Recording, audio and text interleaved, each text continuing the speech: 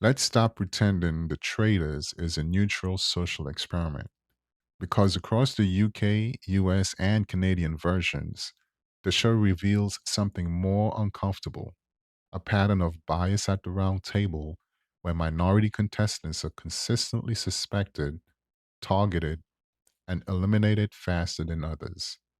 This isn't about bad gameplay, it's not about coincidence, and it's definitely not just part of the game.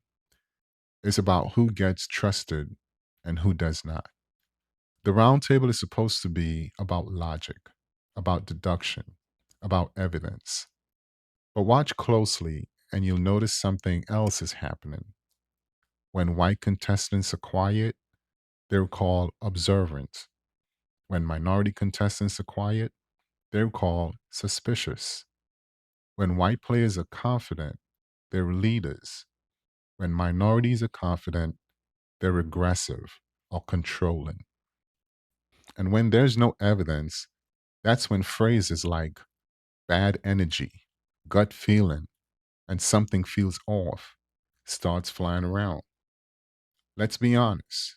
This is not tragedy. That's bias wearing a costume. The UK version makes this impossible to ignore.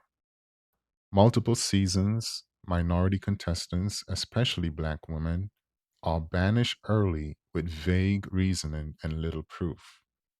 Viewers notice, journalists notice, complaints poured in, not because people are too sensitive, but because the pattern was obvious. Contestants were punished for not fitting in fast enough, for not being social in the right way, for not performing comfort on demand. These standards aren't neutral, they're cultural. And when you don't meet them, you're marked as dangerous. That's not deduction, that's exclusion. The US version hides behind celebrity casting, but the same rules apply.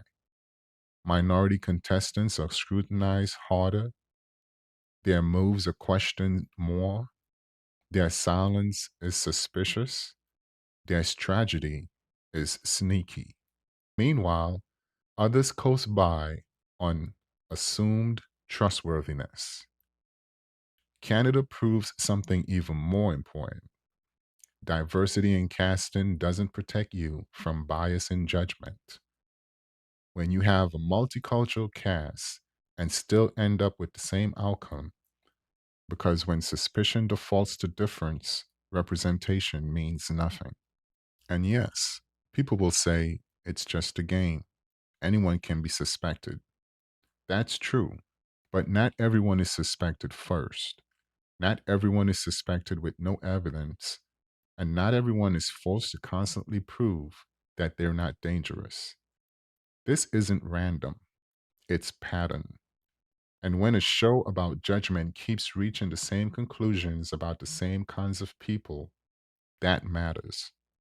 The round table doesn't reward truth, it rewards familiarity, confidence, and conformity.